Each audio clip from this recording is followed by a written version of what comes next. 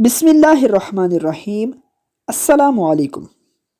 حضرت عمر بن خطاب رضی اللہ تعالی عنہ سے روایت ہے کہ جناب رسول اللہ صلی اللہ علیہ وآلہ وسلم نے ارشاد فرمایا، تمام اعمال کا دار و مدار نیت پر ہے، اور ہر عمل کا نتیجہ ہر انسان کو اس کی نیت کے مطابق ہی ملے گا۔ پس جس کی ہجرت دولت دنیا حاصل کرنے کے لیے ہو یا کسی عورت سے شادی کی غرض ہو، پس اس کی ہجرت انہی چیزوں کے لیے ہوگی جن کے حاصل کرنے کی نیت سے اس نے ہجرت کی۔